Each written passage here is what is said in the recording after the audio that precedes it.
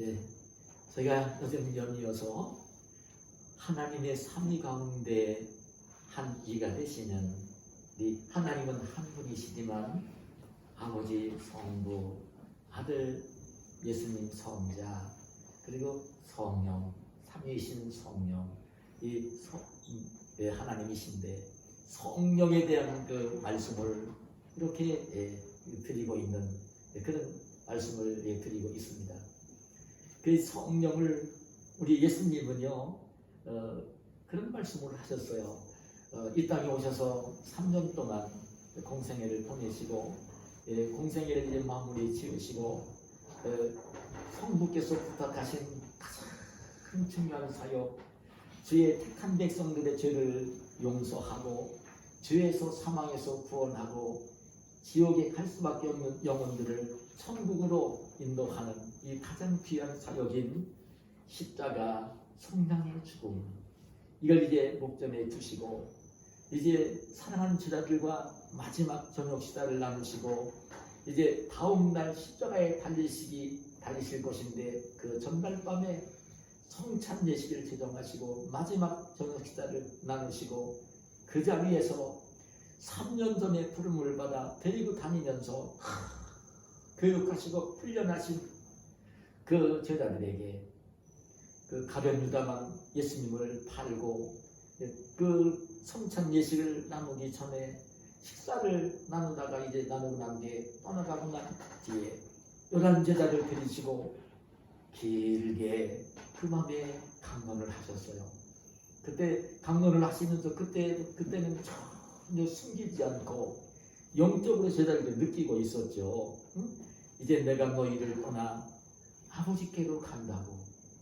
아버지께서 나를 보내시기 전에 본래 있었던 하늘로 간다고, 떠나간다고. 그 말씀을 하실 때에 제자들이 참 두려워했어요. 근심을 했다고요. 3년 동안 늘 함께 해주신 주님이 지금 베드로, 안드레, 야고보, 요한 제자들은요 자기가 살던 집을 나왔고 가족들도 이제 집에 두고 또 나왔고 하던 일들도 다 버리고 또 나왔고 예수님만 따라다니며 3년 동안 생활을 했어요. 그런데 그렇게 3년 동안 그 스승으로 알고 따라왔던 이제 마지막 무렵에는 예수님이 하나님의 아들이신 것을 알게 되었지만 따라왔던 제자들에게 이제 다시 지금 함께 할 수 없고 떠나간다는 얘기를 할 때에 제자들은 얼마나 마음이 불안하고 근심이 되었겠습니까? 그때 주님이 그 말씀을 하신 거예요. 너희는 마음에 근심하지 말라. 하나님을 믿으니 또 나를 믿으라. 내 아버지 집에 거할 곳이 많도다. 내가 너희를 위하여 나와 함께 있을 거처를 예비하러 가노니 가서 너희를 위하여 그 거처를 예비하면 내가 다시 와서 너희를 내게로 영접하여 나 있는 곳에 너희도 나와 함께 있게 할 것이라는 그 말씀을 하시는 거예요. 그런데도요 참 제자들이 너무나 불안해하는 거예요. 내가 다시 올 거라고 하시는데도 불안해 하시는 거예요. 그러면서 이제 그때 그 빌립이 묻는 말도 있고 그때 이제 예수님 말씀을 하시면서 그런 말씀을 하셨어요. 그때에 정말 사실은 내가 너희를 떠나가는 것이 한 것이라고. 내가 가야만 또 다른 보혜사를 성부께서 너희에게 보내주시어서 너희와 함께 있게 될 것이라고. 근데 그 또 다른 보혜사라고 주님 말씀하신 것은 저희가 지금 누누이 지금 몇 주 동안에 말씀을 드리지만 이 보혜사라는 말은 여러분 우리가 세상을 살면서 어느 책에서도 일반적인 책에서는 전혀 어떤 시인이 쓰거나 어떤 그 소설가가 쓰거나 어떤 역사가가 쓰거나 그런 책에 등장하는 단어가 아니에요. 그 말은 성경에 기록이 되어 있고 이제 성경 말씀을 설교를 하면서 전하는 목사들이 설교를 하면서 사용을 하면서 설교집에 나오는 언어예요. 근데 이 보혜사라는 말은 말씀을 드렸지만 파라클레토스라는 단어예요. 원래가 성경이 기록된 언어가 헬라어, 그리스어 신약 성경이 되어 있잖아요. 거기는 파라클레토스라는 말로 기록이 되어 있는데 이 말은 참 의미가 있어요. 파라라는 말은 곁에, 옆에라는 뜻이에요. 그리고 클레토스라는 말은 부르다라고 하는 동사 칼레오라는 그 동사가 변형이 되어서 명사가 되었고, 그래서 이 곁에, 옆에라는 파라라는 전치사와 클레토스라는 단어가 합해져 가지고 이루어진 단어, 이게 파라클레토스예요. 그래 이 말의 의미를 보면 곁에, 부름을 받고 와서 곁에 서 있는 자, 그리고 보호자, 경호하는 자, 그리고 그 상담자. 그래서 제가 그 영어 성경을 읽어보니까 이 보혜사라는 그 말을 어떤 말로 영어로 번역을 했냐면 컴포터, 보호해주는 자, 그리고 상담하는 자, 카운셀러, 이렇게 그 영어로 기록이 되어 있는 것을 보았어요. 그래 이 말이 파라클레토스라는 말을 우리말로 번역을 하면서 참 보혜사라는 말로 번역을 했는데, 지난번도 말씀드렸지만 보라는 말은 지킨다는 보자예요. 그리고 해자는 은혜를 베푼다는 해자고요. 사자는 스승을 가르치는 사자예요. 그렇게 번역을 해놓았어요. 참 주님이 이 말씀을 하시면서 내가 너희를 고아와 같이 버려주지 아니하고 너희에게 오리라고 이렇게 말씀을 하시는데, 그럼 지금 살아있는 제자들에게는 그 말을 들을 때에 그 말이에요. 내가 너희를 고아와 같이 버려주지 않으면 오시겠다는 이 말씀을 하시는 것은 바로 십자가에 달려 죽으시고 부활하시고 승천하시고 그러시고 난 뒤에 하나님이 영으로, 그리고 예수의 영으로 그 제자들을 찾아오신다는 거예요. 세상 마지막 날에는 부활 승천하신 그 모습 그대로 심판주로 만왕의 왕으로 이제 재림을 하시지만 바로 성령으로 다시 오시겠다는 이 말씀을, 보혜사로 오시겠다는 말씀을 하신 거예요. 원래 예수님은 보혜사예요. 그래 예수님은 그래 성경을 보면 그 동정녀 마리아가 이제 잉태되었을 때 성령으로 잉태가 됐어요. 동정녀 마리아가.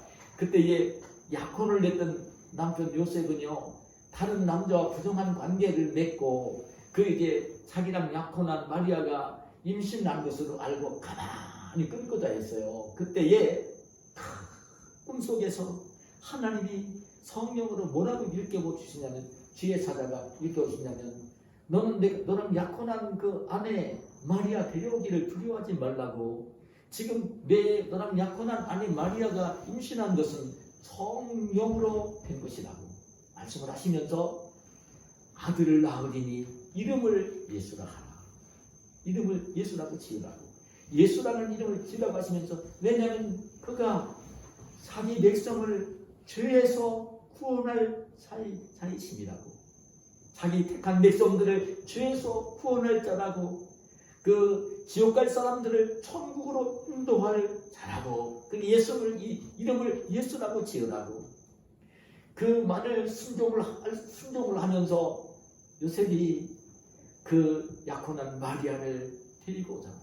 그러면서 이제 그 동정녀 마리아가 약혼한 남편 요셉과 잠자리도 같이 하지 않았는데 안으면서 지금 이 아들 예수를 낳았던 거예요. 그 예수님이 오시는 말씀을 선언하면서 그때 마태복음 이 성경을 기록한 마태 제자는 뭐라고 기록을 해줬냐면, 이사야 7장 14절 말씀을 인용을 해요. 보라, 처녀가 잉태하여 아들을 낳을 것이요 그 이름을 임마누엘이라 하리라.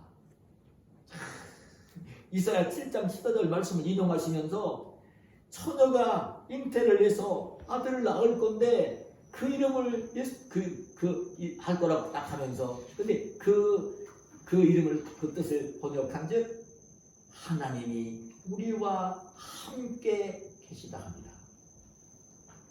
임마누엘이라고 예수님의 이름을 지어주면서 하나님이 우리와 함께 계실 분이라고.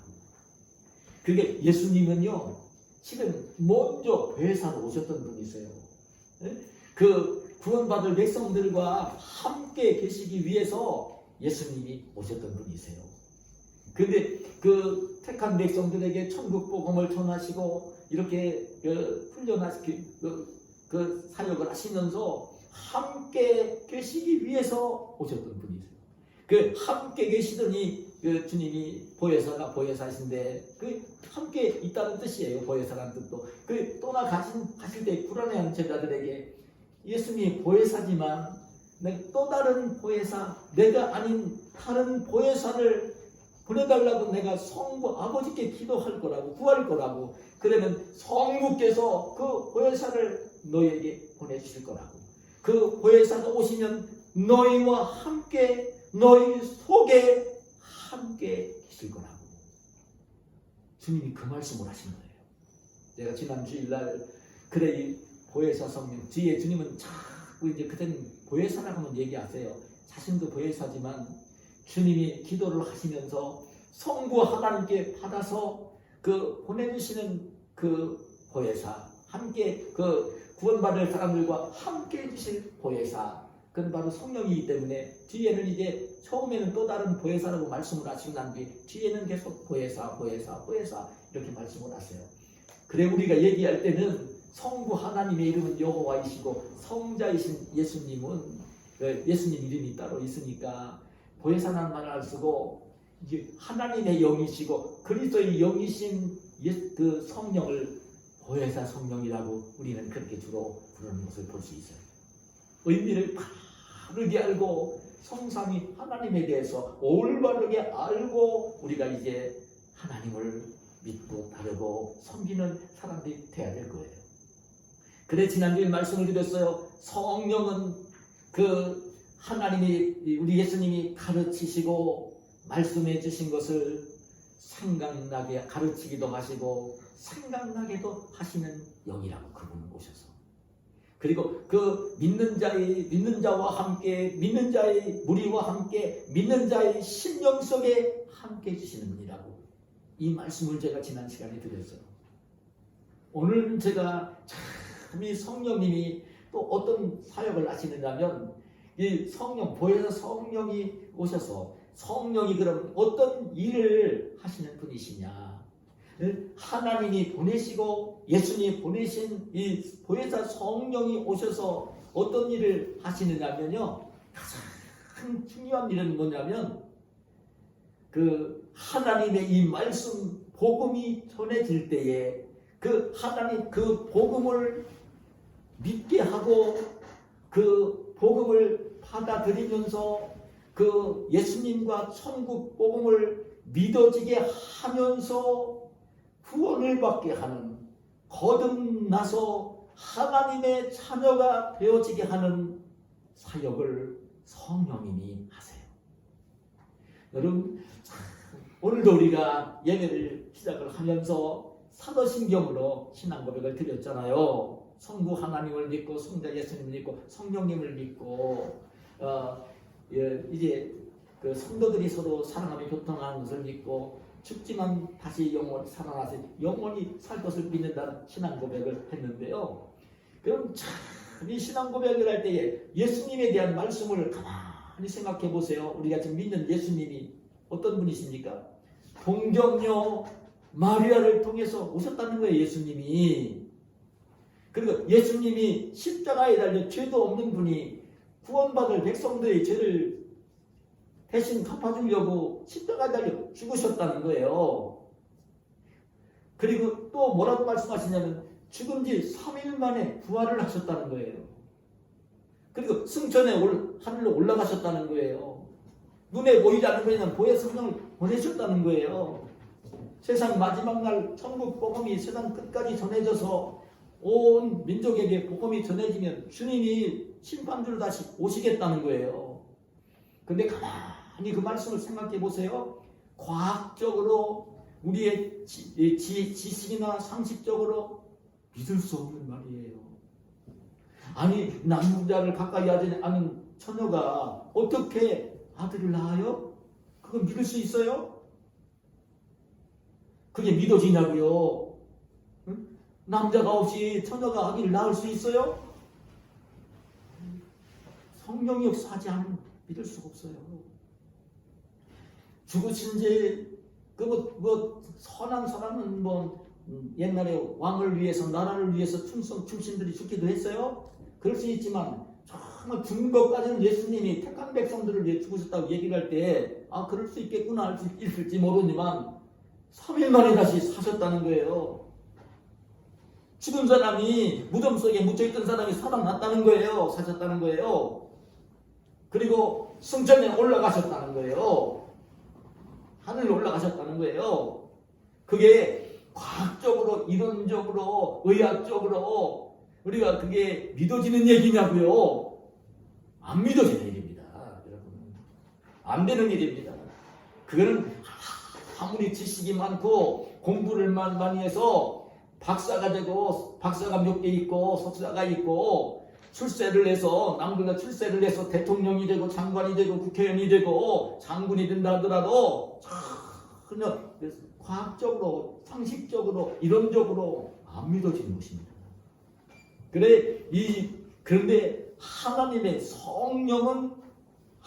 성령은 오늘 이 예수님에 대한 말씀, 복음은 여러분 예수님의 말씀입니다. 지금 제가 드린 말씀이 복음은 내가 바울 사도가 로마서 1장 16절 17절 17절에서 내가 복음을 부끄러워하지 아니하노니 이 복음은 모든 믿는 자에게 구원을 주시는 하나님의 능력이라고.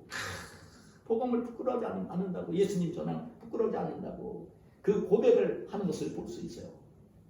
그 복음을 전하면서 바울 사도가 목숨을 걸었어요. 베드로, 바울, 안드레, 야고보 사도들이 다 목숨을 걸었어요. 그 복음을 전하는 길에. 근데 여러분, 저는 우리 교우들에게 오늘 이 시간 말씀을 드리고 싶은 것은 그렇게 하나님의 말씀, 천국 복음, 예수님에 대한 복음이 믿어지게 하는 거. 그것은 하나님의 성령이 하시는 일이에요. 그것은 아무도 알 수 없는 일이에요. 성령이 하시는 일이에요. 그래 여러분 이 말씀을 드리면 요한복음 3장에 보면요, 예수님 당시에 그 당시에 유대 나라에 고귀한 귀족이 있었어요. 니고데모라고 하는 귀족이에요. 니고데모 유명한 귀족입니다. 그 당시 신분이 사내들인 공의 의원입니다. 사내들인 공의 의원이면요, 그 당시에 그 나라에서 유대 사회에서 높은 권력을 가지고 있는 사람입니다. 오늘날로 말하면 국회의원에다가 그 고위 법관의 신분을 함께 가지고 있는 사람이에요. 70명밖에 안 됐어요. 그 당시 사내 공회의원 70명밖에 안 됩니다. 대제사장이 의장이고요, 나머지가 다 의원들입니다. 그 신분을 가진 사람입니다. 그리고 굉장히 지혜와 지식을 가지고 있어서 그 당시 유대 사회에서 모든 사람들이 이 니고데모를 볼 때는요, 선생님 랍비라고 불렀던 인물입니다. 돈 많은 부자였습니다. 돈 많은 부자였습니다. 세상을 살 때에 참 부족한 것도 없고 누구를 만나도 남부러울 것이 없고 굉장히 자랑스러웠던 인물이 니고데모입니다. 근데 이 니고데모는 그렇게 참 세상적으로 말하면 출세했고 돈도 많고 모든 사람들이 말하면 다 선생님으로 불러주고 존경하고 사람들이 어려운 사람이 됐는데도 이 니고데모의 마음속에는 하나님의 성령이 자꾸 이렇게 오신 거죠.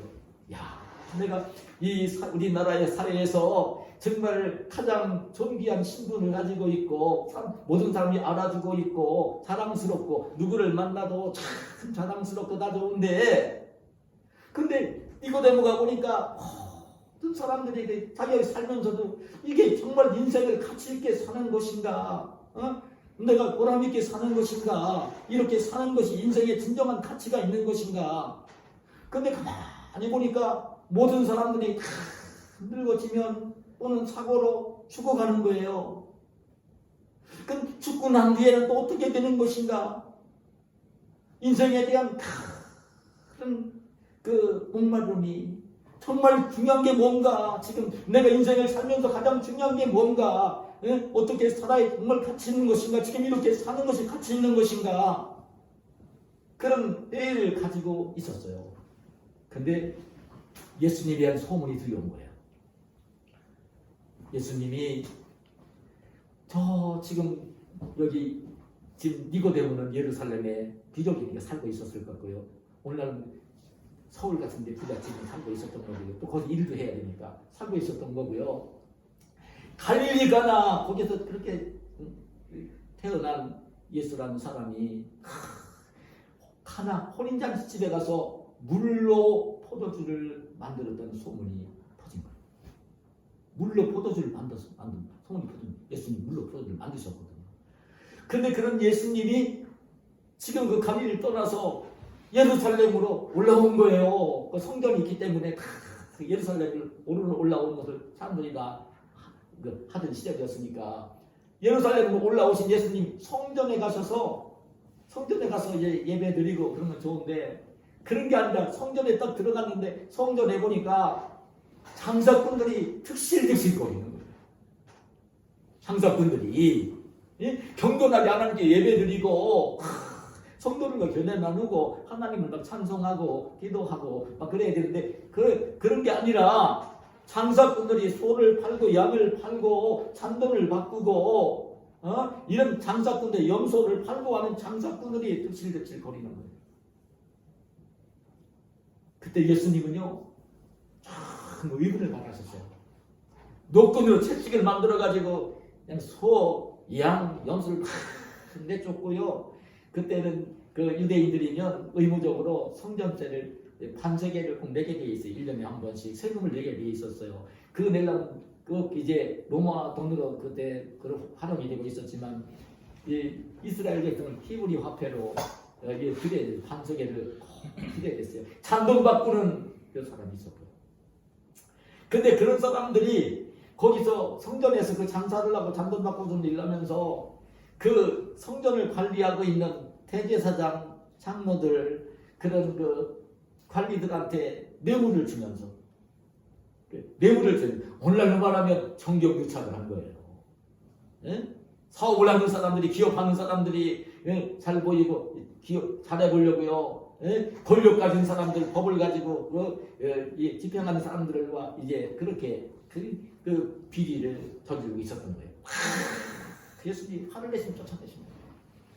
근데 그 일은 지금 장사꾼들한테는 문제가 있는 게 아니라 그들과 결탁을 해서 뇌물을 받고 있는 사람들이 그 당시에 최고의 권력자들이고 능력자들인데 그들의 비위를 건드리는 그들에게 미움을 받아야 되는 그들에게 참 배척을 당해야 되는 예수님이 그 행동을 하신 거예요.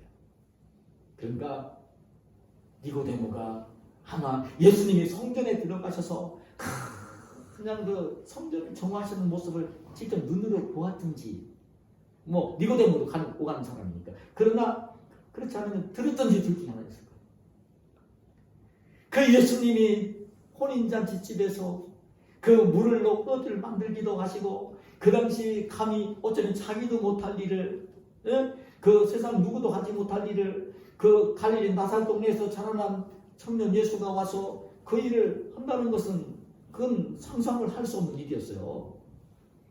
아무리 봐도 저 예수는 청년이지만 하늘로부터 오신 분이 틀림없다.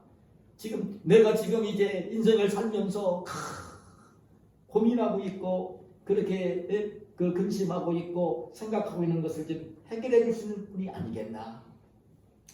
이 니고데모가요 그런 생각이 들어서 예수님을 밤에 찾아온 거예요. 그 당시 신분으로는 청년 예수보다는 그때 막 소문이 나기 시작긴 했지만 하나님 아들이긴 하셨지만 세상적으로 볼 때는 니고데모가 나이도 먹은 노인이었을 것 같고요. 그리고 신분적으로 봐도 청년 예수보다는 고위 신분이었던 거예요. 사람들이 주목하는. 그러니까 낮에는 찾아올 수 없어가지고 밤에 원래 사람들을 의식하면서 사람들에게 그런 걸 알리고 싶지 않아서 찾아와서 예수님을 찾아온 거예요. 예수님은 주로 활동한 게 갈릴리 그대 활동하고 계셨으니까 예루살렘에 올라오면 거기 예수님 집도 아니에요. 예수님 어디에 머물러 계실 때에 어떻게 이제 소문을 듣고 이제 알아가지고 이 니고데모가 예수님을 찾아온 니고데모가 예수님께 그런 말을 건넸어요. 내가 볼 때에 참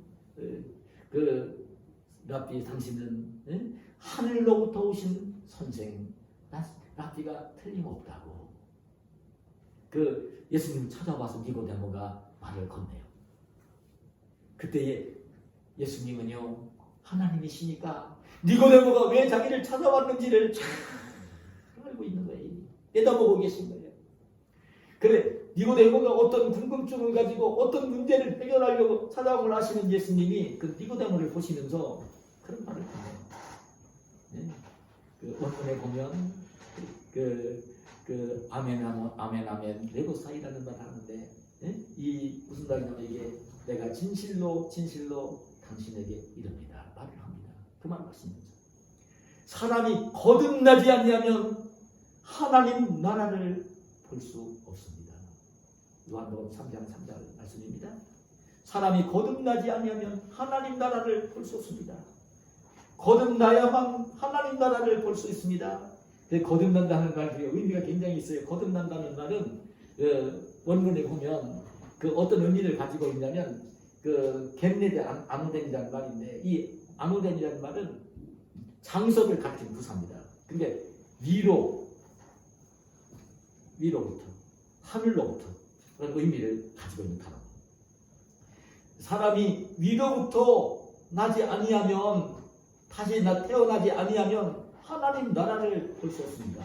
그 말을 들으니까 니고데모는 더 이해가 안 되는 거예요.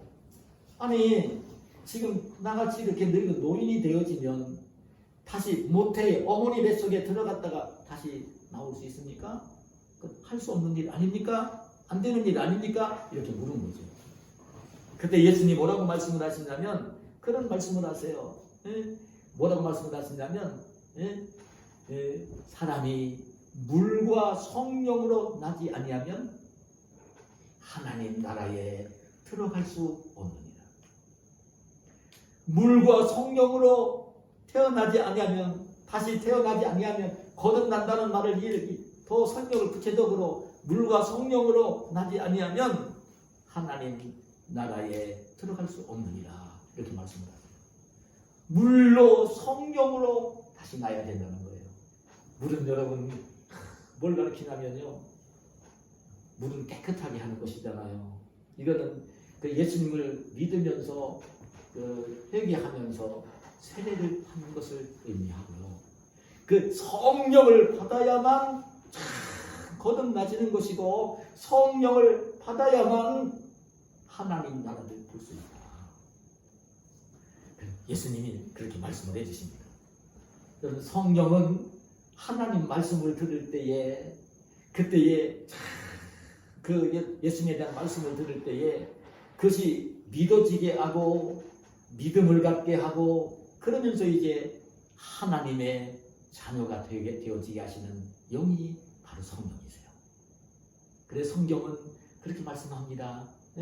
뭐라고 말씀하시냐면 요한복음 1장 12절 13절에서 그렇게 말씀하세요.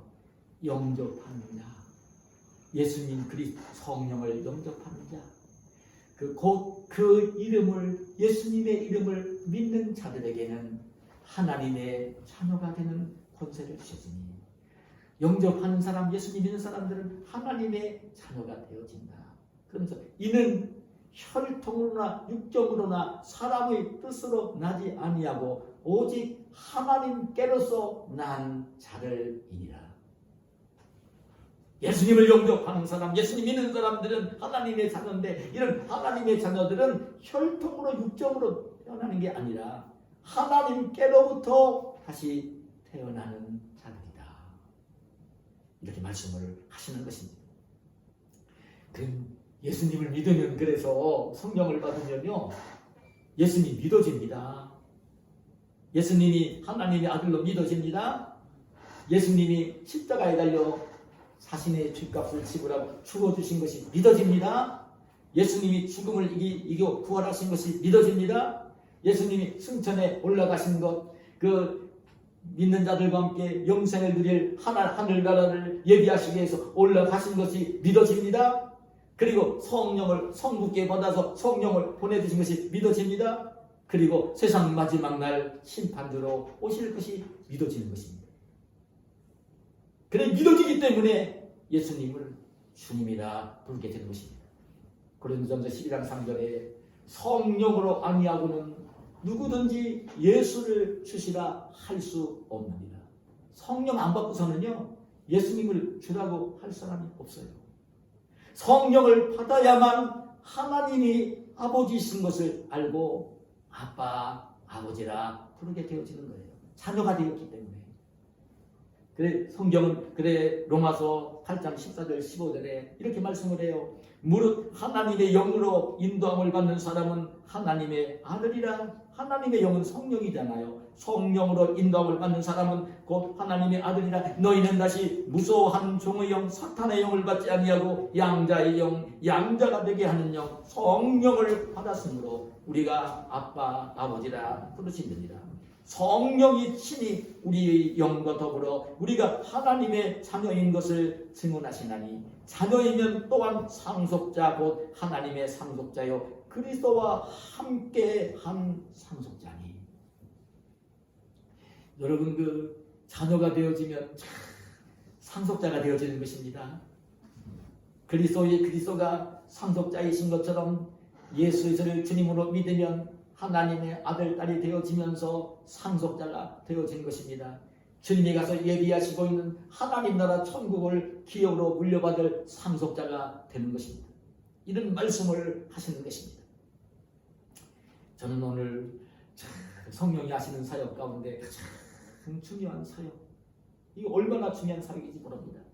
사람 가운데 사람이 태어나서 사람 형상대로 지음을 받았지만 죄를 지으며 이제 하나님의 형상이 깨어지고 영혼이 죽은 사람들에게 정말 하나님의 형상대로 지음받은 사람이라면 가장 중요한 게 무엇이냐면 바로 복음을 들으면서 예수님에 대한 말씀을 들으면서 그것이 믿어지고 그 믿음을 가지고 하나님의 자녀가 되어지고 영혼이 살아나고 하나님 나라 천국을 기업으로 받는 사람이 되어진 것입니다. 이것보다 사람에게 더 중요한 일은 없는 것입니다. 그렇지 않으면 인생은요 허무하고 헛되는 것입니다. 사실 저는요 이 말씀 묵상을 하면서 이 말씀만 드리고 마치겠는데 우리나라에도 신실한 믿음을 가진 주의 백성들이 참 많습니다. 많은데 그 중에 제가 그 역경의 열매란에서 그분이 연재를 좀 했어요. 그분에 대한 인생의 스토리를. 근데 그 중에 한 분이 누구냐면 한동대학교 총장을 지내신 지금은 부산 의과대학 총장으로 계시는 장순 박사입니다. 우리나라 원자력 박사 1호입니다.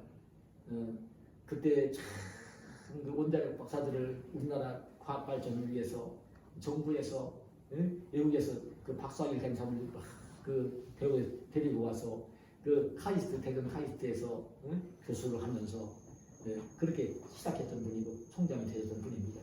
근데 그분이 그런 얘기를 어떤 감정을 했냐면 사실 난 고등학교 다닐 때 그런 생각을 가졌다는 게 참 하나님 주신 마음이죠. 장군의 아들이 태어났어요. 그분이 굉장히 유복하게 자랐다고요. 걱정이 없이 자랐어요. 별자리 아들로 자랐으니까요. 모든 친구들이 부러워하는 친구로 자랐어요. 공부도 잘했어요. 그런데 그런 생각이 들더라는 거예요. 그 어린 나이에, 고등학생 나이에, 야, 내가 지금 공부도 잘하고, 우리 아버지가 장군이고, 모든 사람들이 다 존경하고, 친구들 만나도 참 자랑스럽고, 다 좋은데, 가만히 있는데 자기가 이제 공부 잘하니까 서울대학을 갈 것 같고, 서울대학 가서 공부 잘하면 갈 거고, 야, 서울대학 가서 내가 좀 졸업하고 나면 그래도 사람들이 부러워하는 좋은 직장에도 갈 것 같고, 그런 인생을 살 것 같은데 아버지 사는 모습도 보고 있고, 야, 잘 살 것 같은데 끝내는 사람이 죽어가는 것을 본 거예요. 그날이. 그 뭐냐 이게. 장군을 살고 있는 아버지도 죽음으로 그게 끝나는 것이고, 자기가 공부 잘하고 잘생겼고 똑똑하고, 그리고 지금 서울대학 가고 좋은 직장에 취업을 하고 그렇게 살면 또 결혼도 하고 살다 보면 언젠가는 죽을 건데, 언젠가는 죽을 건데, 죽고 난 뒤에 보니까 그런 인생이 헛사는 것이 아니야. 이게 인생이 아니지 않냐. 그래서 참 특이해요. 그분은 누가 전도한 게 아니라 자기 발로 교회를 찾아갔어요. 자기 발로 교회를 찾아갔어요. 근데 교회 가서 이런 복음 설교를 들었던 것 같아요. 목사들이 늘 복음 설교한 건 아니라 복음 설교를 들은 거예요. 근데 첫 번째가 예배 시간, 하나님이 그런 영혼이 오면 그런 설교하게 만드세요.